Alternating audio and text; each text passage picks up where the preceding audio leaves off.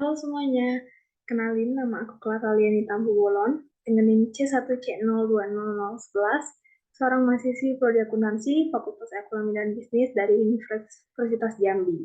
Jadi di sini aku akan mempresentasikan sebuah materi tentang faktor-faktor keperilakuan pada penganggaran modal.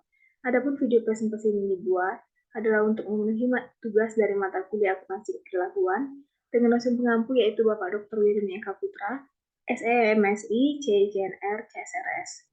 Oke, langsung saja disimak materi berikut, sekiranya dapat menambah pengetahuan kalian semua. Yang pertama ada beberapa faktor-faktor keperilakuan. Dibahas dulu apa sih definisi penyusunan anggaran modal. Penyusunan anggaran modal merupakan proses mengalokasikan dana untuk proyek atau pembelian jangka panjang. Keputusan penyusunan anggaran modal dibuat ketika kebutuhan untuk itu muncul dan melibatkan jumlah uang yang relatif besar, komitmen dana jangka panjang, dan ketidakpastian yang disebabkan oleh panjangnya waktu yang terlibat dan kesulitan dalam mengestimasikan variabel-variabel pengambilan keputusan. Karena melibatkan jumlah dana yang begitu besar, maka keputusan anggaran modal dilakukan dengan pendekatan yang serius, sehingga dikembangkan beberapa teknik yaitu diskon pembayaran kembali, estimasi nilai bersih sekarang, analisis sensitivitas, simulasi, dan pemrograman matematis. Selanjutnya, jenis dan pentingnya faktor-faktor perilakuan dari penyusunan anggaran modal. Faktor keperilakuan penting karena keseluruhan proses teknik seleksi sebelumnya melibatkan sejumlah pertimbangan keperilakuan atas dampak-dampak yang luas. Identifikasi dan spesifikasi atas proyek potensial memerlukan kreativitas dan kemampuan untuk mengubah ide yang bagus menjadi suatu proyek yang praktis. Karena hasil dari teknik analisis harus diinterpretasikan dengan hati-hati, maka kemampuan manusia untuk mempertimbangkan dan menilai adalah faktor yang penting. Selanjutnya, masalah dalam mengidentifikasikan proyek potensial. Orang-orang yang terlibat dalam proses penyusunan anggaran harus memiliki kemampuan kreatif untuk mencari dan meneliti sejumlah proyek modal potensial yang tersedia bagi organisasi.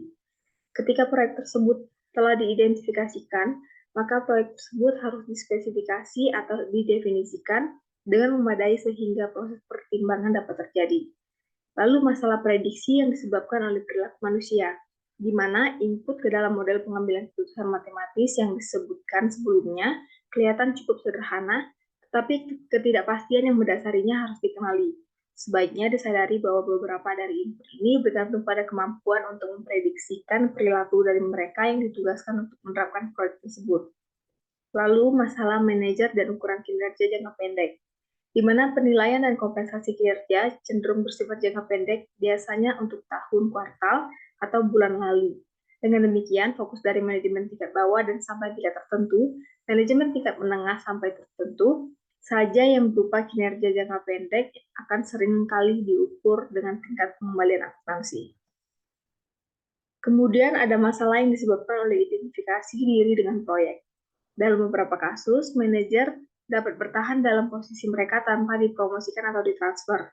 Hal ini dapat menimbulkan kesulitan jika manajer mengidentifikasikan dirinya dengan proyek yang mereka pikirkan dan mereka mulai.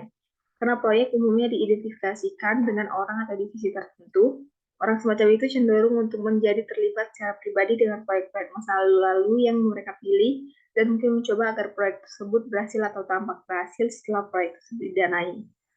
Selanjutnya, pengembangan anggota dan proyek modal.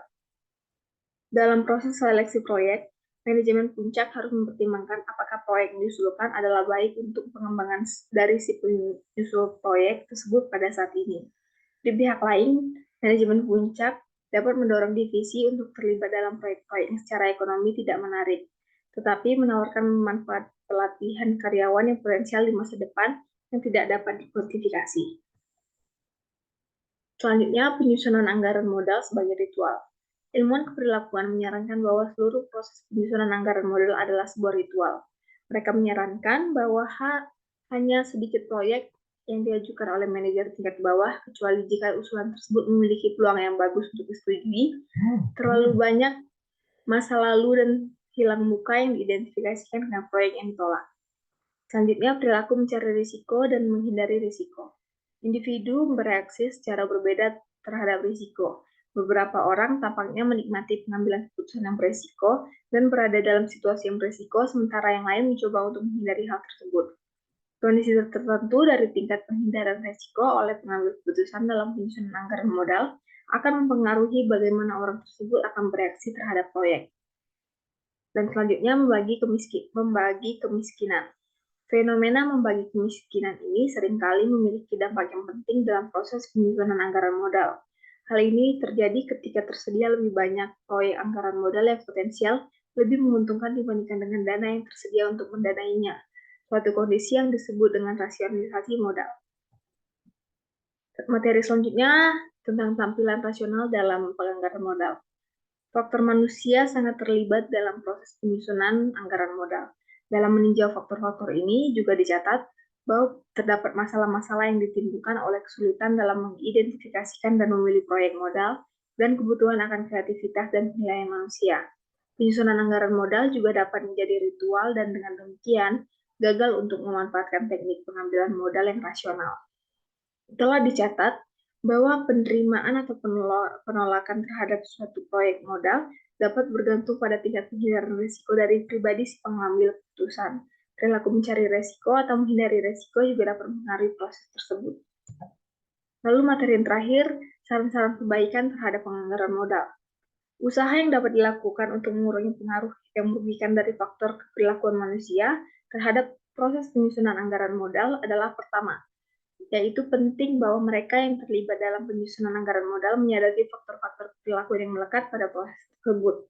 Lebih lanjut lagi, disarankan agar audit pasca implementasi dilakukan terhadap proyek-proyek anggaran modal. Audit pasca implementasi yang disarankan di sini sebaiknya dilakukan sebelum akhir dari masa proyek modal tersebut dan sebaiknya mempertimbangkan kondisi yang berubah.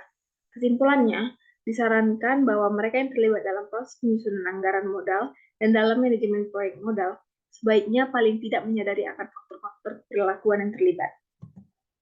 Baik, di sini ada contoh penelitian terkait. Saya mengambil judul yaitu aspek perilaku dalam penganggaran yang ditulis oleh saudari Estuniana Syamia.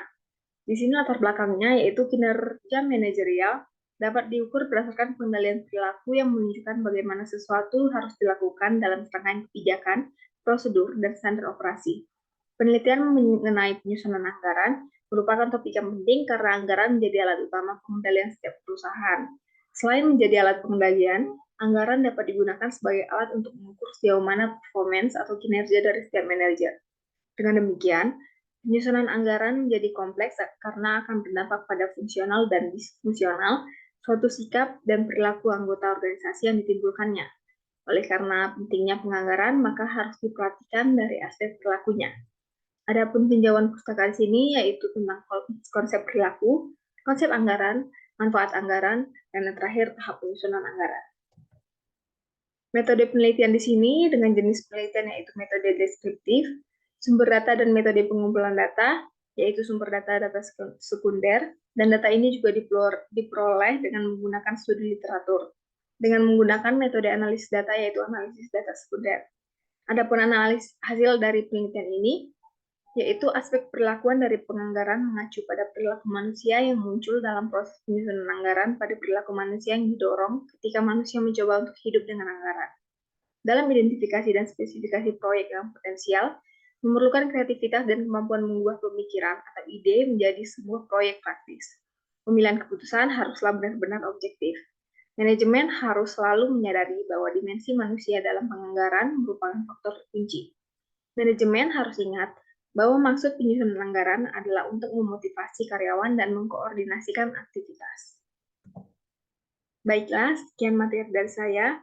Sekiranya ada yang kurang dan salah kata, mohon dimaafkan. Terima kasih bagi yang sudah menonton dan sampai jumpa di lain kesempatan.